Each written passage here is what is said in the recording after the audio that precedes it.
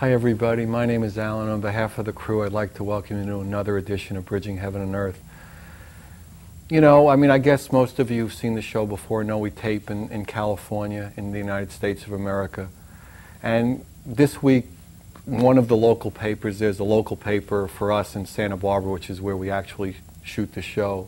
But there's a local paper, the Los Angeles Times. And, you know, while I was looking through the paper this week, I came across this picture.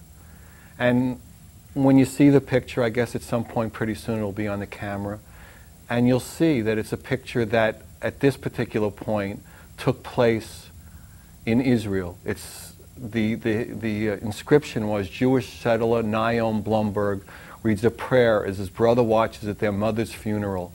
Their mother was killed by Palestinian gunmen near the West Bank town of Kilkayim. Now, this happened to be a Jewish family. These faces were Jewish faces, but could they have been Palestinian faces? Could they have been Macedonian faces? Faces in Chechnya? When are we going to see enough of these faces? These faces going to funerals for people in the prime of their lives, blown to bits for some cause, for some reason, for some necessary action.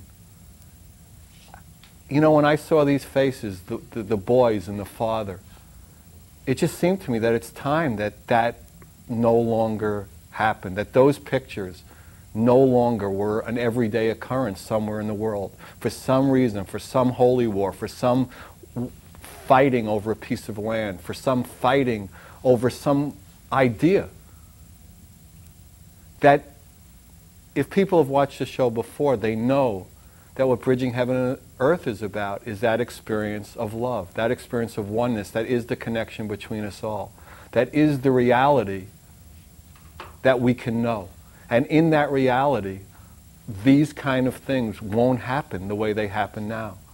So it just seems that we have to rededicate ourselves to once again trying to, in whatever way we know how, to reach into our lives, to reach into our knowing, and to come to that place where that connection, where that oneness is stronger than all the minute separations that really exist. And that is what, again, this show is about. That is what, again, the guests who come literally from all over the world to share with you and to share with me and to play and to share with the crew, come to share that message of love, of oneness, of how we are all connected, how that energy of love is what we're really made of. And to, in some way, resist more of those pictures, resist more of that sadness in another family, in another country, for some good reason. And it's just time. So we have with us tonight Michael Tamura. He's an extraordinary spiritual teacher. He's a healer. He's a clairvoyant. He's been instrumental in the spread of the psychic institutes all over the United States. He's transformed lives of thousands of individuals, male, female, young, old, in his over 25 years of spiritual teachings. His specialty is awakening the souls of future spiritual teachers. He's what is known as a healer's healer. He can see things that a lot of us can't. He can experience things that allow him to see who has that openness and who can come forth. And with certain methods and teachings that he has perfected through his teacher and teachings of, you know, where are the teachings from? They're all from all of us in a sense. That he brings that love and that openness and that joy of sharing that love and openness wherever he can. I mean, he's been staying at my house, and over the last 2 or 3 days, I mean, basically people are coming from far and wide for healings and leaving, in a sense, as different people. And I was fortunate enough to have an experience with Michael, and we'll talk somewhat about that on the show. And it's just, that's what he's here to do, and that's what we're here to share with him tonight. And we also have an old friend of the show who was on a season or two ago. We were talking about actually how long ago it was she was on. That we got so many calls and so many people just loved the love in her voice. They just were touched by the experience of her caring, of her compassion. And she's going to sing 3 of her songs from her new CD, Over the Moon. And again, that's what Kate, in her way, with her music, with her words, all 3 songs were written by her, the music and the lyrics. And each one is a cry for that love, a cry for that understanding. So again, over the next 57 or so minutes, it's an opportunity for us all to reach in to that love. It's there. It is what we are made of. There is nothing that is separate, that is stronger than that love. And once we experience it, everything changes in the way we live in this life. So, and we feel better. Feeling connected feels a lot better than feeling separate, feeling all the friction and all the hatred that causes us to have pictures like we showed on the opening. So as we normally do at this time, join me in a short meditation, and then Michael will be on and Kate will be on, and all of us have the opportunity to know love more, to really experience love more, to realize love more. So please join me, and then we'll have Michael and Kate.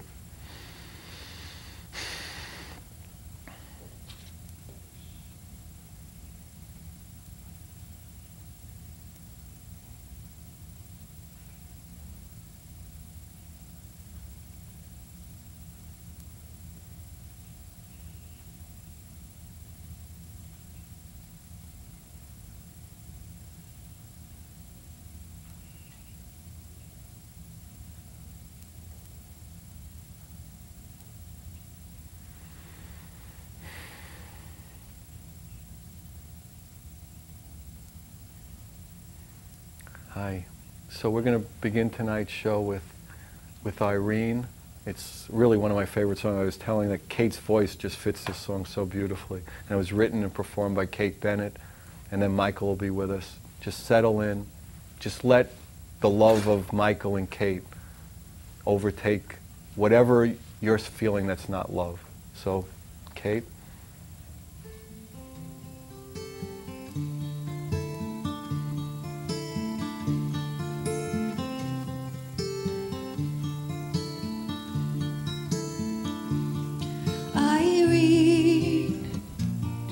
Are you ready to go?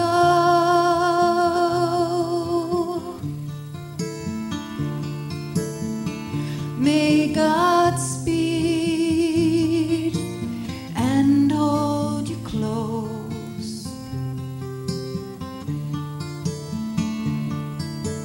And when the gulls fly high over the ocean, we will be thinking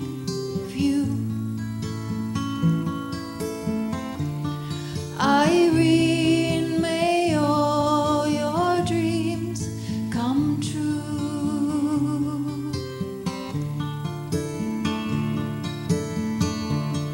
Irene, this land will always be in your soul. No matter how far you go,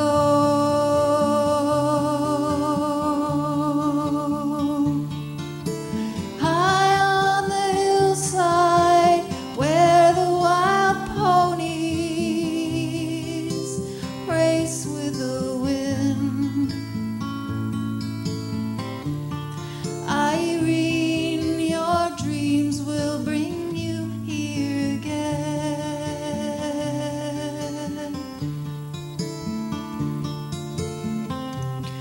Grandchildren's grandchildren will remember this song.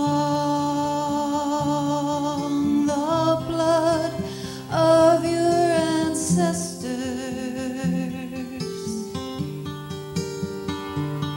is strong.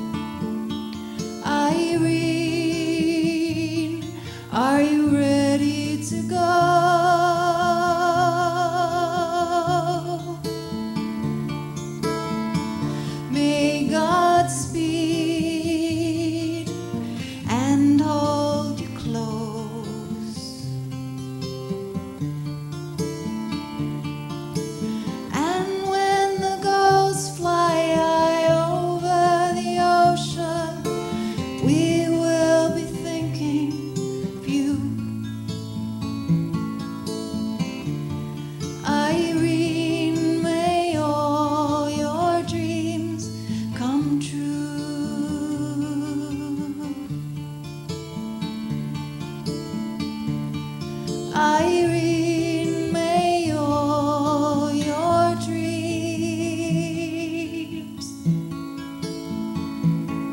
come true.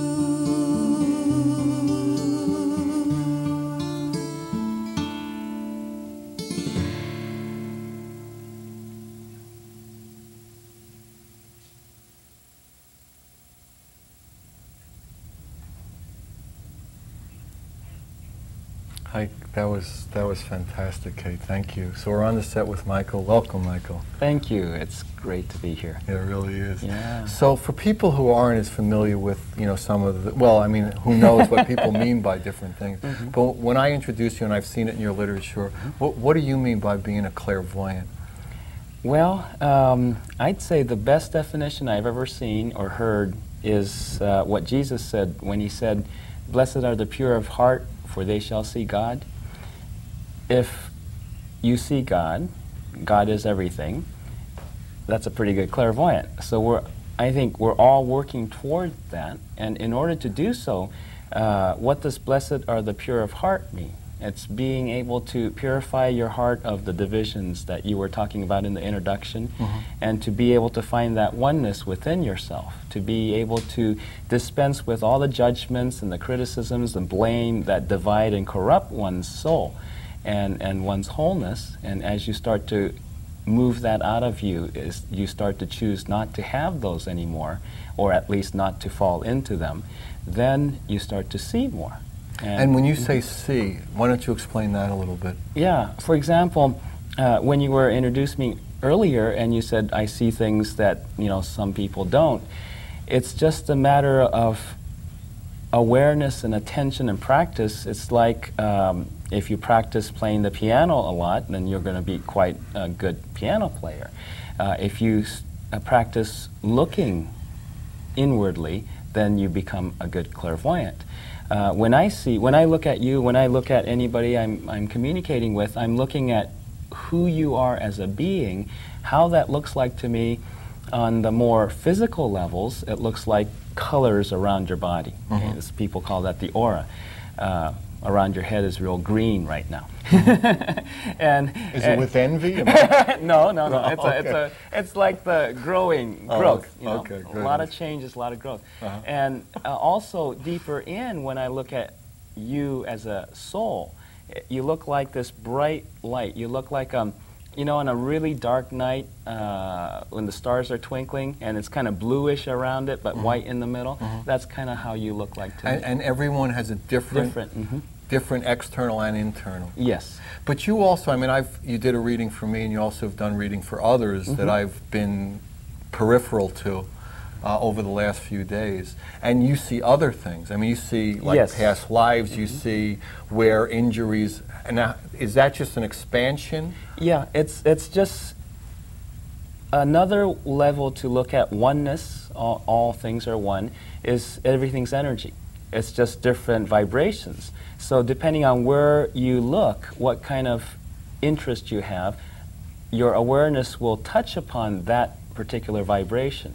So if I'm interested in looking at more of the physical levels of your body and look at what conditions certain things are, that's where my awareness goes, and I'll see the vibrations there. If I'm more interested in where you are as a soul personality, that immortal part of you, then my awareness will go there and see. And so you can look. Will you pick out different parts? Or when you see it, do you see it kind of all at once, and you can? Yes. And this is after 27 years or some odd of practicing. And this is what you do, this day is what in, your life is about, day out, more I or less, breathe in it, that way. Yeah. And I even do more of it when I go to sleep. Right. But some of it, on a very high level of spirit, I see it in geometry. Some people call it sacred geometry now. It's these geometrical formations that are alive. It's not like your textbook, boring geometry kind of a thing. It's a live thing. And when spirit creates, it geometricalizes everything. And that's why anything you see in nature, if you cut it open, you can see the geometry and the spirals and all of that.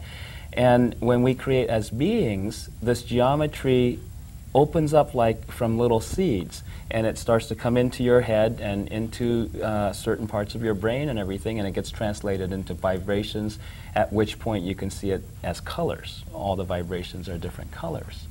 So there's many ways to look at it. And then you were talking about past lives. We can look at that on many levels. Some of it is a person the soul brings it into this incarnation, things they're working on in their past lives. So just looking at them here and now, they carry these pictures, like a photo album you carry around of your kids and wife and things like that. And that is generally called karma? Is that what's called karma? Karma is unfinished cycles of action. The minute we desire something and we start a cycle that is a creative cycle, we want something, and that want becomes a need for fulfillment. So everything we produce on our thought levels, on our actions, what we do, what we want, starts the cycle of action we call karma. Generally, people don't call it karma if you wanted something 10 minutes ago and it started a cycle now. They tend to refer to it from other lifetimes, but it's just the same. Whether you wanted it 10 minutes ago and needs fulfillment, or you wanted it 3 lifetimes ago and you've been not getting that fulfillment. Let me ask you, if you go back to like the first incarnation, how does somebody develop, like one person develop that they have bad karma or good? I mean, how does it go from like the get-go, from the split? Or why don't you describe it from that there's energy, that there's what people call God? Take us back to the beginning. To the beginning. You don't ask any No, I'm not screwing small around. questions. You know, it's funny, when I was thinking of doing, after we spent a few days together, there's a lot of information in this body. So it's like, how am I, I could ask you how you came to, blah, blah, blah. But I said, it just seemed to me, it's like, let's go. Let's go get it. Okay. So go get it. The other end of the Big Bang, so to speak. Right. It's like we're so joyous in that oneness of existence before we split up into individual souls.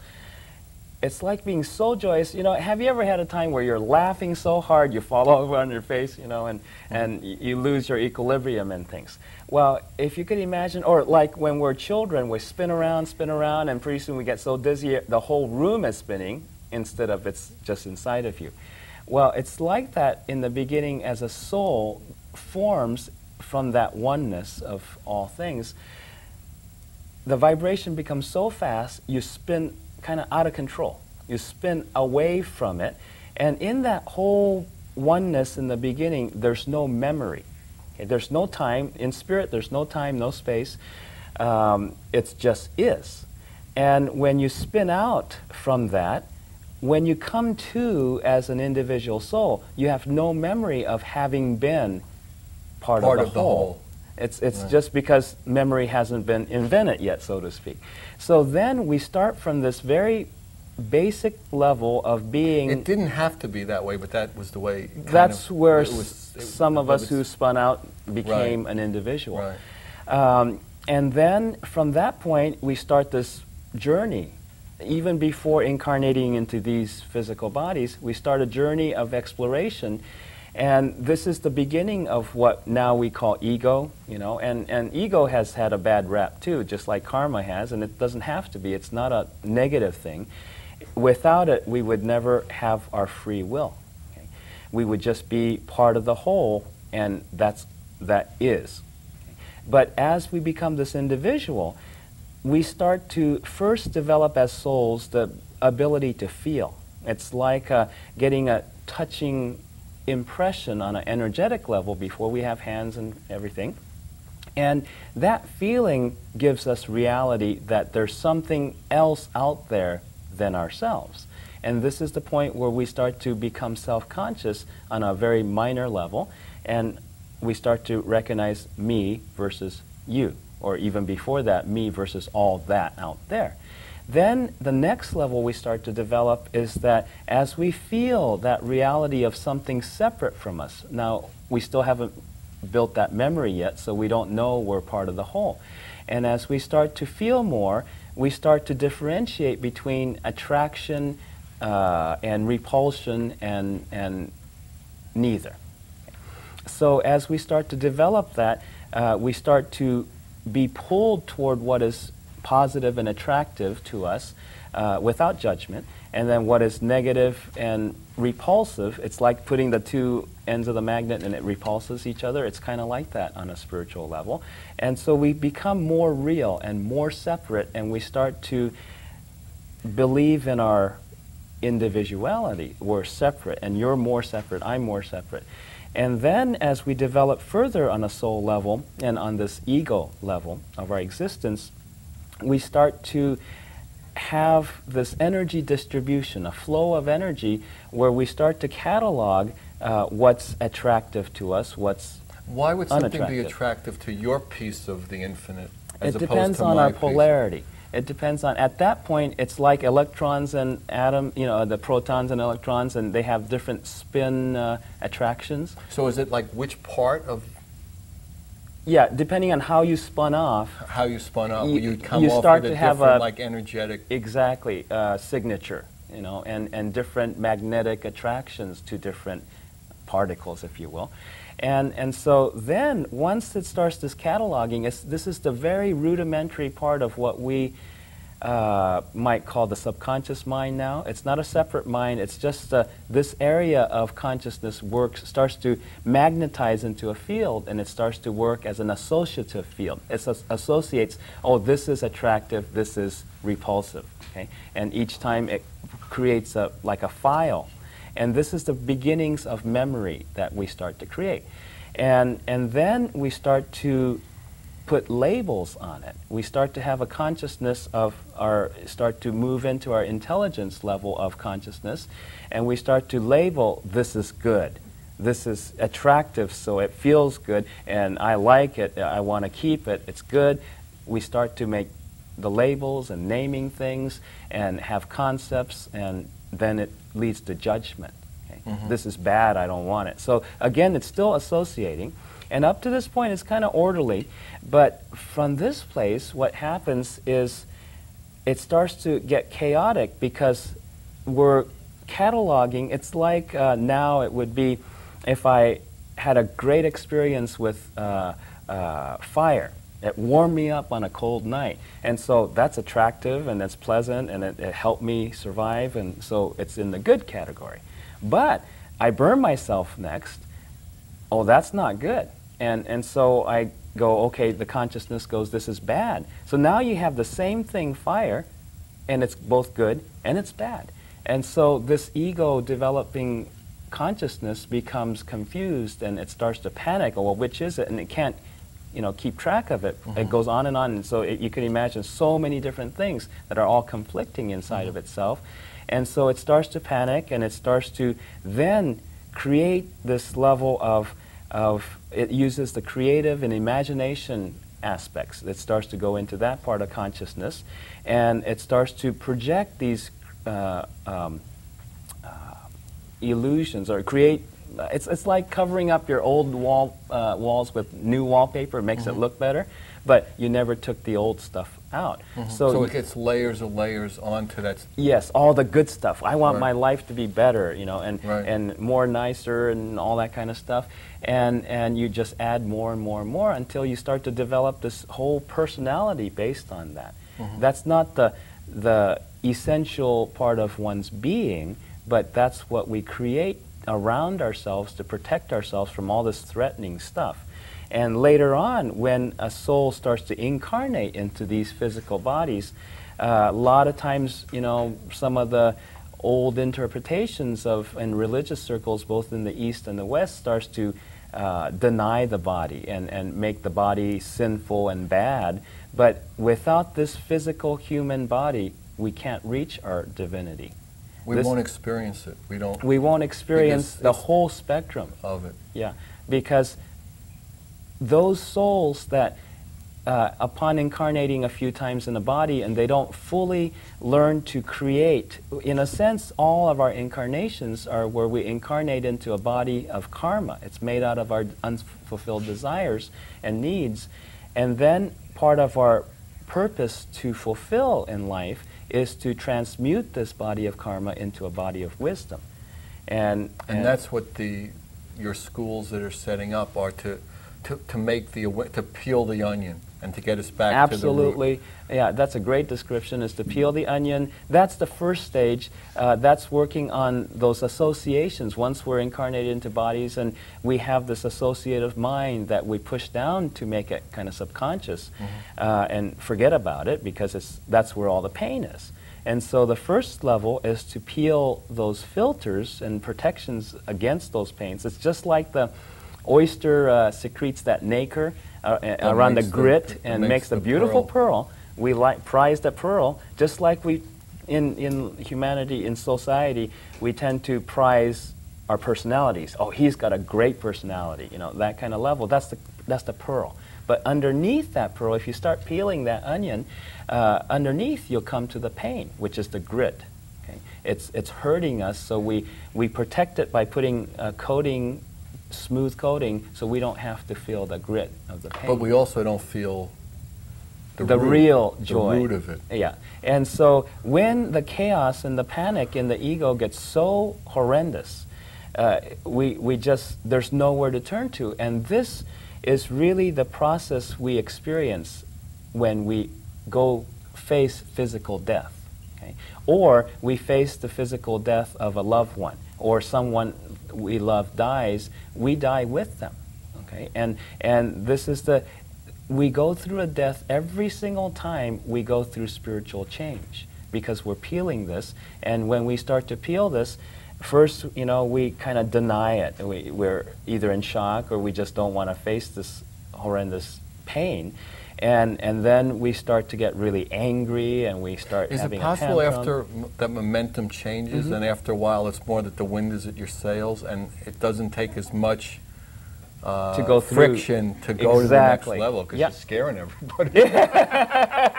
You're starting to scare me. It's like, holy Christ, I can imagine everybody else. It's like, holy shit. Yeah, well, death is scary. It's just changing the momentum of it, because the momentum before was...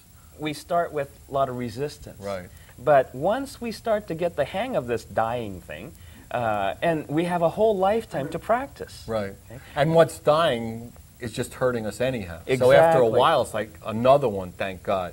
Yeah, dying is essentially being able to detach yourself, stop putting more energy into the covering, and let go of the covering. And the covering is what all the separation is. Exactly. And the essence, we're all one. It's all one. And until we start to reverse this process, we don't get to that awareness, because in the beginning we don't have the memory of having been part of the one. So we have to go from having them coming off the oneness to the way I use is the experiment of being separate, feeling separate, although you're not, and that's the illusion of it. Exactly. And then making the circle back to the one. Yes. And that's basically the spiritual path. And that's all your life experience. And if it takes one lifetime, which it generally doesn't, or it can take as long as it takes.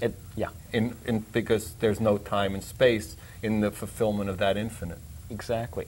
And the amazing thing is another way you can appreciate this is as a soul develops, when a soul first starts in incarnations, not at the original split, but incarnation, if you look at them out of the body, there's an energy mass. It's like an amorphous mass of energy, life force, that is given to them to develop, that starts around the heart area, okay, in the body. And over the course of incarnation, it's the soul's job to shape this, almost like Michelangelo, you know, making that beautiful sculpture out of marble. It's our job to shape this into this body. So, in other words, to have the light fill the whole form of it. The form. And then it's going to overflow out. And then people are going to say, boy, that person's very loving. Yes. And they're vibrating it, and the manifestation will either be understood or not understood. Yeah, and each part of the form has meaning. So your legs are different from, just like the cells differentiate into, you know, leg cells and arm cells, and it has different purpose. When you build this, it's from your life experience and the wisdom that you distill from each of your life experiences that starts to form this immortal body that you as a soul can have infinitely for eternity. Eternal life, it's called. Wow. So I guess that means that Kate should sing again.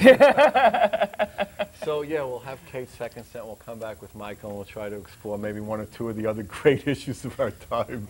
So the second set is Home and Boy Blue, both written and performed by Kate. So Kate.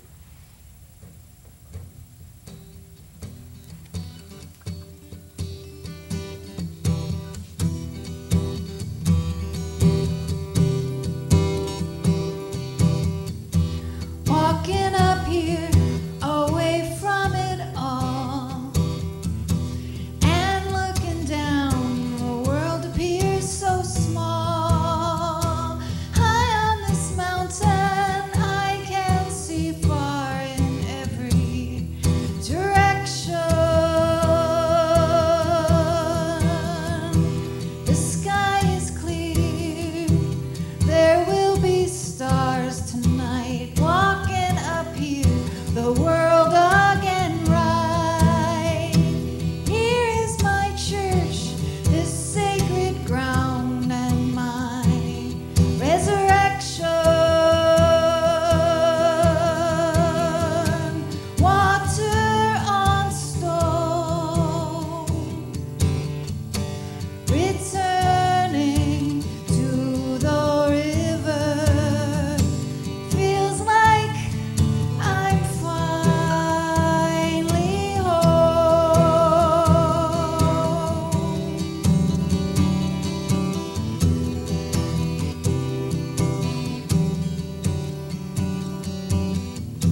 Tell me a story, sing me a song, give me something that'll last forever.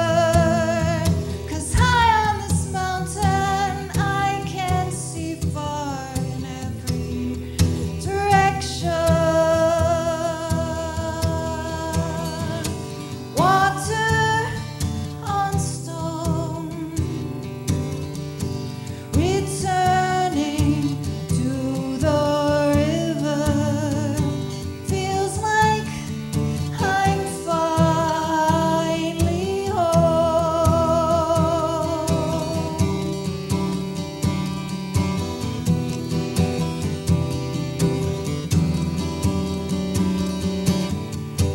Water on stone,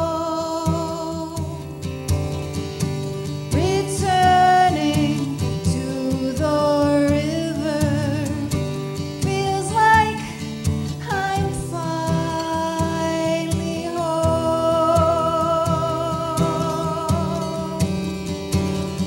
Finally home.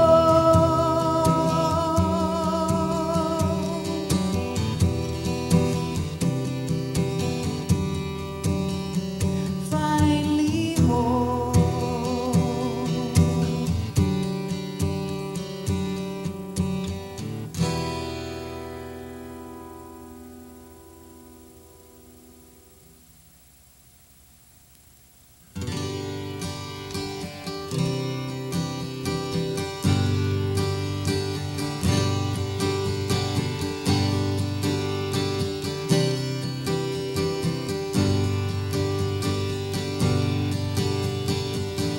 Every step I watch you take, another step, a step away.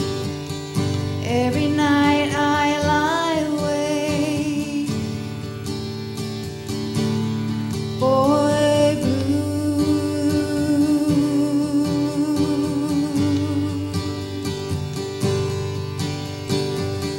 Built the castle, now the bridge.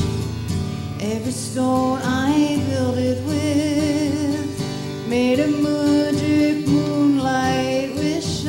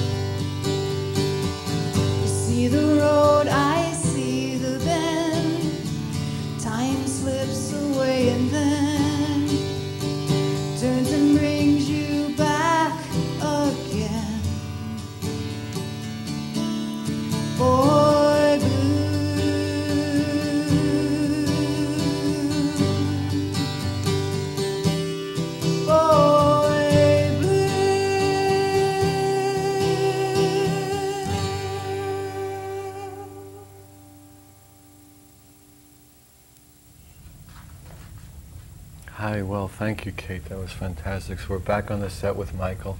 So, Michael, the second question. Actually, in the break, I was saying to Michael, I'll bet you after that first section, people's eyes were spinning. I mean, that, you know, I mean, it's just, I mean, there's so much to, like, being a human being. I mean, in a way, it's simple. In a way, it's unbelievable. It's a miracle. It's Absolutely. unbelievable. So, how do we come back? How do we go home again, like Kate was saying? How do we recognize that connection, to be in a seemingly separate human body and experience the oneness, the love that we really are, the God, as people would say about it? Well, you know the saying, a lot of people say, oh, don't expect that out of me, I'm just human, right? And humanness actually gets a lot of bad rap too. Another Right, thing that gets a right. bad rap. And actually, we are not going to fully reach our divinity if not through our humanity. And as you were talking at the very beginning of the show with the picture and when is this going to end, this is part of what we're here for, is to experience the depth of our emotions, whether from the high peaks to the low, you know, levels, and to be able to experience that this is all part of the same thing. When we could have on one side the good and on the other side the bad, we can allow ourselves to have both. This is called forgiveness. To be able to give to ourselves, to give to one another, regardless of which side it is. Okay? It's within us. The thing we were talking about right at the beginning when you asked about the clairvoyance of being pure of heart, which is the peeling of onion, you know, getting the judgments. One of the first steps to healing ourselves so that we can experience the oneness within ourselves is it's not out there. And in order to reach that inner level, we have to start to relinquish judgments we have that we like to project on other people. The blame, criticism, those things, they come first. And then you start to turn more inward to validate spirit, okay, that you are. All healing, as far as I'm concerned, really the simplest definition of healing and the instruction for healing is very, very simple. It's every time you validate spirit, you return to that oneness within, and you become more whole, and the conditions of your existence, whether it's physical or emotional or mental or whatever, starts to improve. There'll be less dis-ease. Exactly. And each time you invalidate or neglect, you know, you don't have to overtly be hostile or antagonistic, but just invalidation also includes neglect of spirit. Then and how does one neglect spirit? Unconsciousness, just not paying attention. So validating spirit, on the other hand, is paying attention, saying hello. You know, when we see somebody on the street, we recognize, we wave and say, hello there, you know, how are you doing? Nice to see you. But how many people actually do that with their inner being every day? You know? So you're suggesting that there are tools, like throughout history, there's been like meditation, there's been holy company. So in your techniques, I mean, are those part of it? Yes, and there's, I have a big toolkit. Oh boy. A lot of tools. Because there are a lot of people out there, a lot of people, one some person's like power floor tools, and right, some like to feel hand, the right. hand tools and everything. Different uses, you know, different situations require different tools sometimes. Tools are tools. It's never meant to be senior to you. It's meant for you to use them. A lot of times in meditation, and people... teachers are also meant to be used. Absolutely. Teachers are great tools. Right. But sometimes, we talked about this a little yesterday, they become the end in itself. Exactly. And that is not the end in itself. No, that would be just like, you know, giving up your seniority to a hammer. You know, hammer's going to do it for you. And yeah, that would be probably a very... yeah, ouch. Right. Or expecting a hammer to do what a watch can do. Exactly. I mean, making everything. And, you know, at what point do you say this person's a teacher, but that person isn't? Some out of the mouth of babes, you know, that expression. just outside this room before the show and everything, this beautiful girl came and sat up on my lap, and I learned a lot from her just in a few seconds. Very tremendous being. Yeah, she's amazing. Yeah. And she didn't have to say anything other than her name. So we learn from our plants and flowers, we learn from our pets, we learn from one another. Well, we have the potential for that, but most people, let's say, don't. Now, what prevents the openness to learn from things Fear. around them? And how do we overcome that? How do we get it? How do we overcome it? Yeah, fear isn't to be overcome. You know, a lot of times people think that courage is being fearless, and those are two different things. We all have fear, because fear is a message that says you just spaced out. You, the being, left the body. You, the spiritual being, left the body. The driver is out of the car is going down the hill. Berserk, yeah, exactly. So fear. The reins are not being. Exactly. Right. Yeah. So the fear is just a simple message. It comes out in many different ways, different situations. But each time there's fear, all it means is you've spaced out, you've gotten out of the body, and you need to come back and take care of your space. You need to take care of the body. You need to take care of your relationship with whatever's going on, and you'll find the minute you as a being comes back into the body, the fear leaves. And so a lot of times... Because fear is what fills the gap if you're not there. Yeah, fear is the gap. Right. Yeah, fear is just feeling the gap, the missing, gee, no one's home. Right. Lights are on, no one's home. Right. And so, so if you try to overcome fear, you're fighting the messenger. You're killing the messenger, right, so to speak. And you don't want to kill the messenger. It's got a very important message. And so you have to learn to hear what the message is. And the body communicates with feeling and emotions, not intellectually. Okay? So you have to, it's very similar to communicating with animals. They communicate with feelings, and if you don't get it and you want to have an intellectual discussion with them, it's not going to work. Right, you're asking them to do something they're not they capable of. They can't do it, yeah. Right. And the body emotes its needs and everything to the spirit. And so, you know, when you sometimes think that you're angry at the person, you know, who just hit you or whatever, or they're just standing in front of you, it's really a misinterpretation. The being isn't listening to what's going on with the body. The body's saying, hey, where'd you go? I'm standing in front of this person, and he's doing these things, and I'm helpless. I need you to come back and take care of me, and I need some instruction here. That's all the body's saying, and the body's really angry at you, the being, not the person who just did something or you're standing in front of. Well, the first time is his mistake. All the rest are yours, right? I mean, so when does consciousness grow in a person so they wouldn't be standing there the second time and the third time? The being has to choose to come back. You see?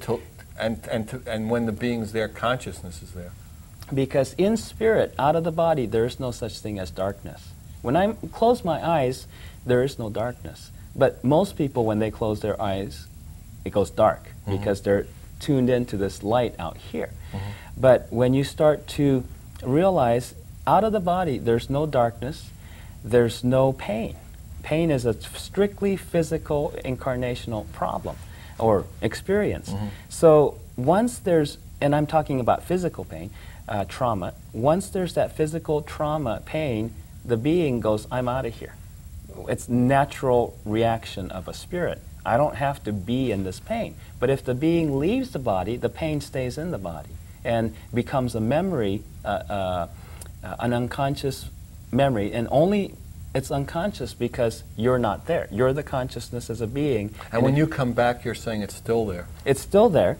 And then if it gets re-stimulated, this is why when you're sometimes you haven't been hit, you didn't cut yourself, there's no physical damage, no physical trauma, but you're in pain. Nobody can tell you you're not. You feel it, it's there, and it's just as real as if you physically got hurt. Right then. Yeah, and all that is memory. it just gets re-stimulated, it comes up. And in a sense, it's a part of the healing where you get to become aware of it. If you didn't feel it, if it didn't come up, you would probably ignored it some more. But there comes a time where you can't ignore it. It comes up, and you, the being, has to make a decision. Okay, I can't just run from this. I'm going to learn how to de-energize this. I'm going to take the power out of this past experience and give it back to my own being. And that's what all the tools will help do. Yeah, yeah. And whatever tools, yeah. Right.